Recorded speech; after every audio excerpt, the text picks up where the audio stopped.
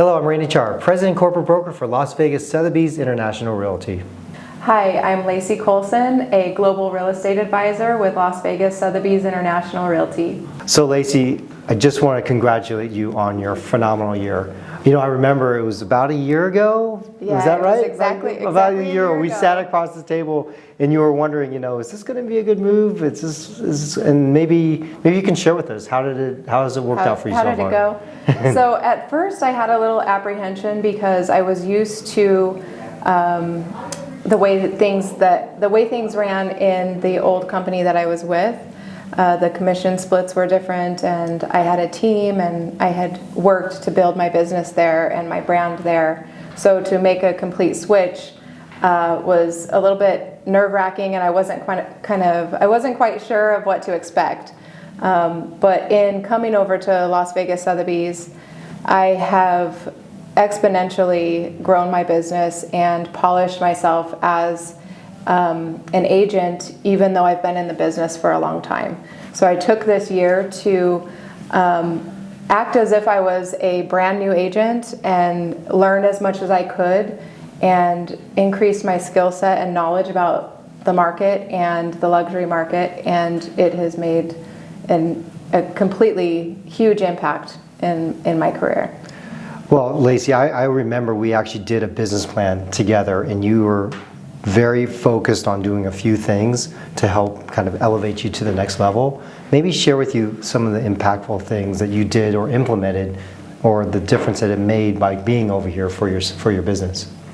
So one of the main things that I think of when I think of being at this company is the environment, the level of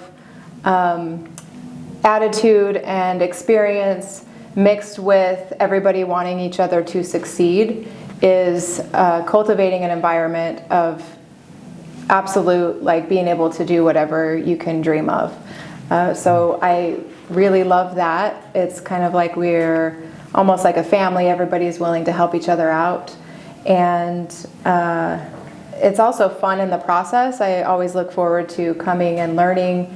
There's a lot of meetings and classes and things to do to continue to polish ourselves. That's fantastic. And how about the brand? What does the brand mean to you?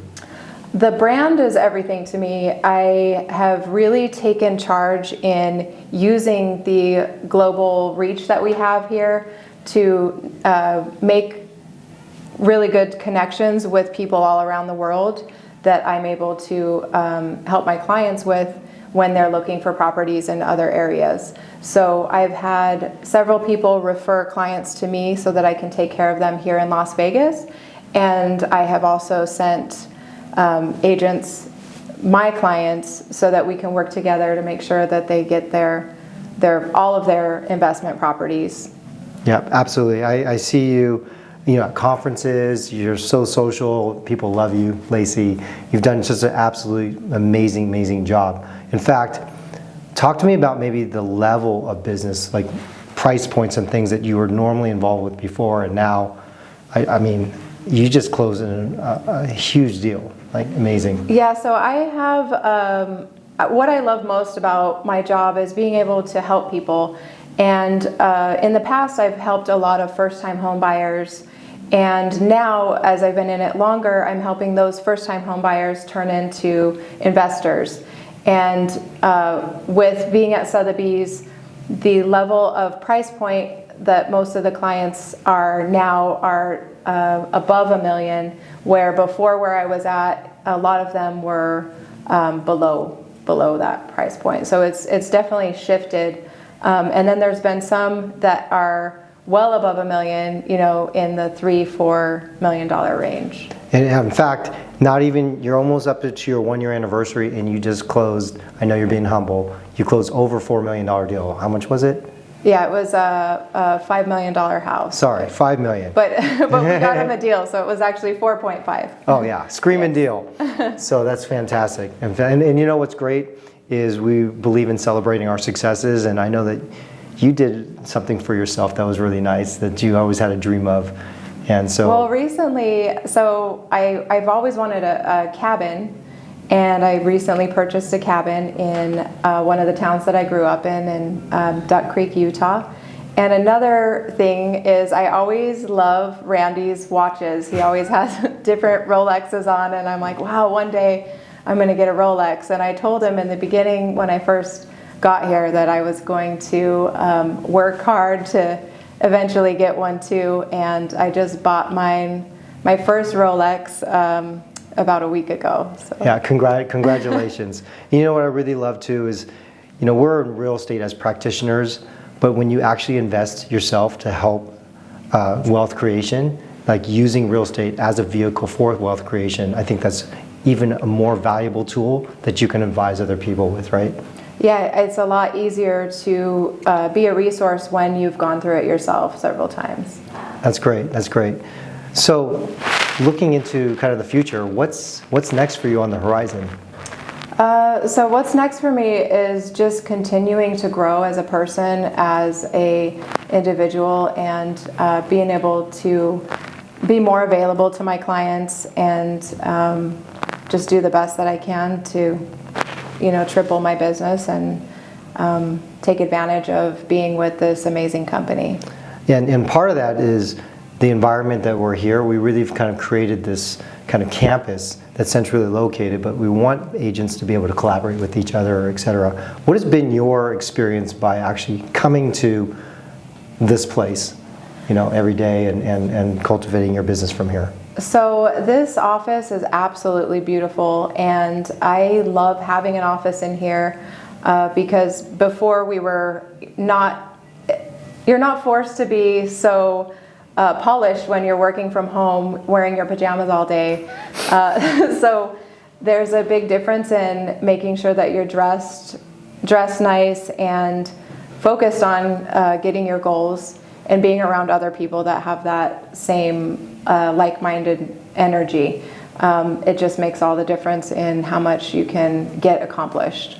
Yeah, I actually heard a statistic that from the pandemic time to now, people that stayed at home and continue to work actually were 35% less productive than actually getting up and committing yourself in a professional way to come to work and be in an environment where you have an office. And so, you know, we think that it works out for people, and I'm glad that for you it has been.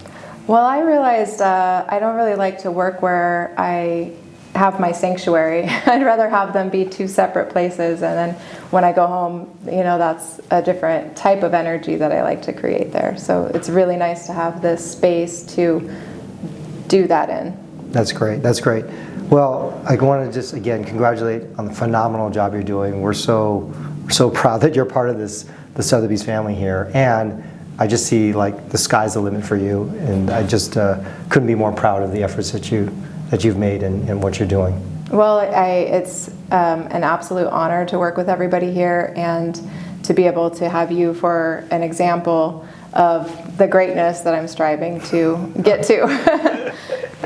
But yeah, it's been absolutely beyond my dreams already, so I'm really excited. Fantastic. So one of the things that gets brought up a lot is, what is the market like in Las Vegas? Have we had any impact on our market due to the interest rates and everything going on in the world? And what do you think about that? Well, there's no question about it. From the height of the market, things have changed, right? Last year was an exceptional year. This year we're off maybe 20-25% in sales. So you think, gosh, does that mean the world is kind of crashing with interest rates going up and everything? And the answer is not really. We found that the market still has a relatively constricted supply.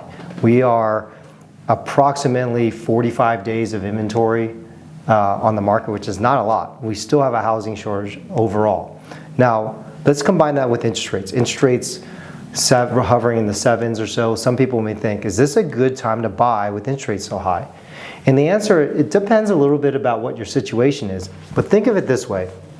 If interest rates are a little bit higher, what it's allowed us to do with a little bit more inventory that's in the market is that people have time to breathe and think.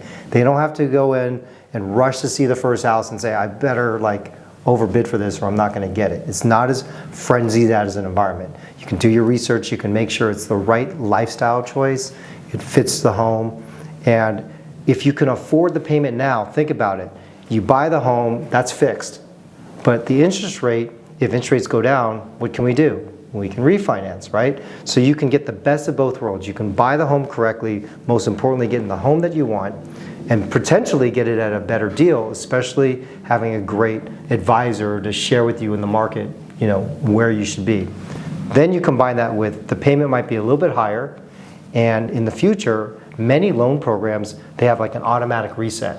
What that means is that after a year, you'd simply, if the rates are a little bit lower, they'll just reset it for you at a nominal cost. So it doesn't even cost you the time and effort and money to refinance. So you can take advantage of that and have the best of both worlds.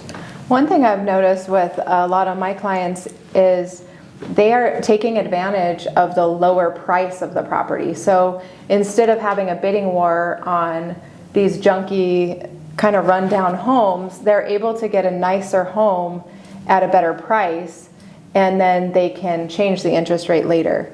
Right. And another thing to think about in terms of, do all houses sell in the same amount of time? The answer is, in this market, it's definitely not. If a home is overpriced or it has some functional obsolescence or something's just not right with it, it might sit on the market for many, many months, taking many price reductions before it even sells, or maybe doesn't sell at all and expires. On the other hand, if the home looks great, if it's in a phenomenal neighborhood, if it's got a good floor plan, it's priced fair to market, what we found is, and it's marketed correctly, what we found is that the home goes on the market and it moves through fairly quickly. We call this kind of the flow. And basically what happens is the home comes in, people are on the sidelines, are ready for that home, and then they buy it and it goes out. In other words, I would describe the market and the buyer attitude is that they are ready, right?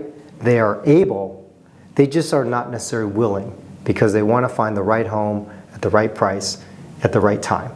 But there's a lot of money sitting on the sidelines, and if interest rates came down or some other factors, we could see some phenomenal activity resurge in the marketplace. But then, of course, when that happens, prices go up. That's and right. Inventory goes down. So I've been guiding my clients to just do what's right for them. If the timing's right, then we can find what they need. Absolutely, Lacey. So that doesn't necessarily mean waiting is not always better. No. Right?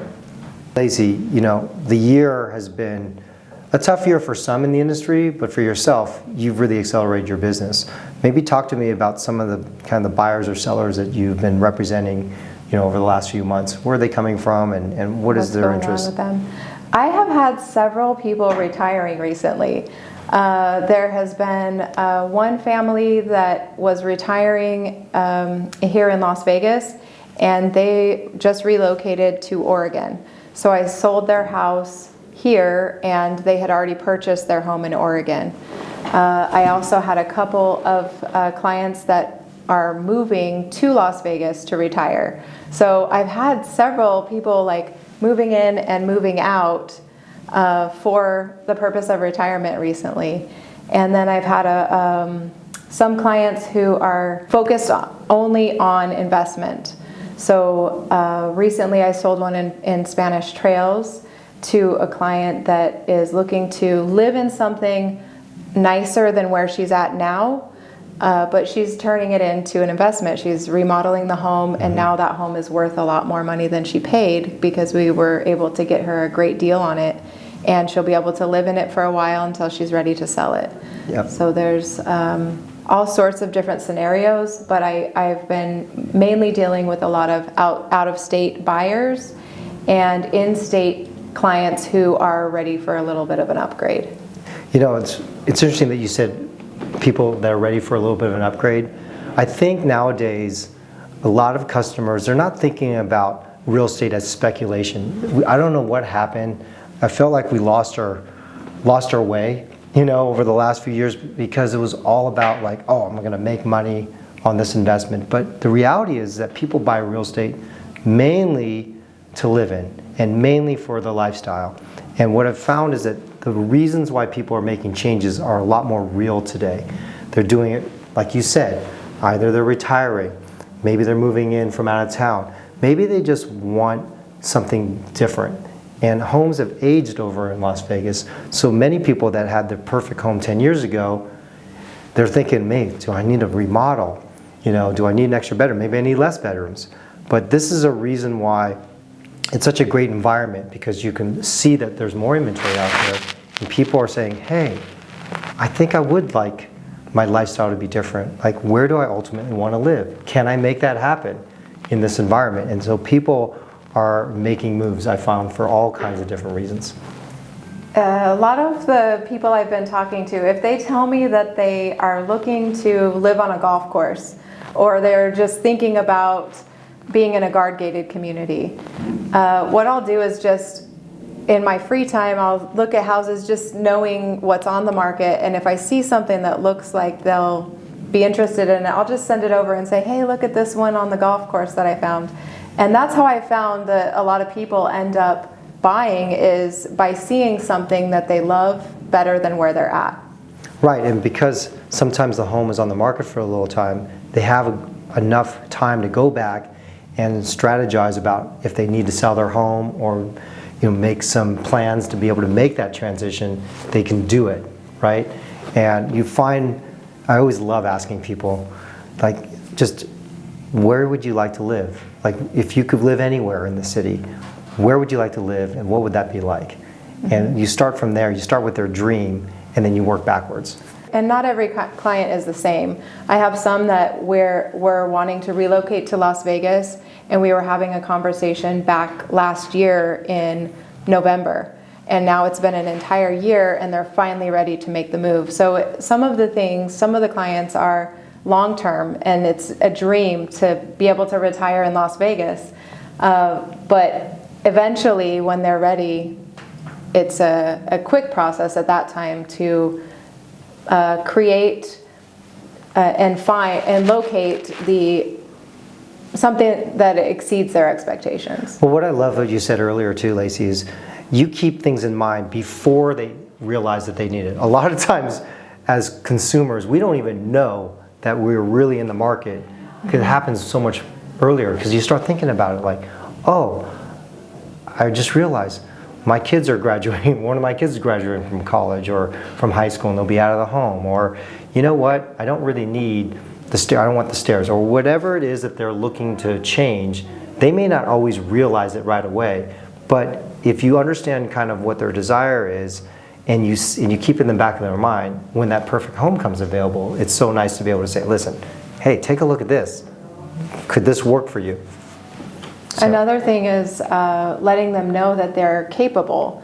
I have a lot of people that are not sure if they can afford something based on the interest rates, and just having them speak to a lender so that they know what they can do, what they need to do, where they're at, that is half the battle. Yep. And one piece of this is the desire. The other is kind of the ability.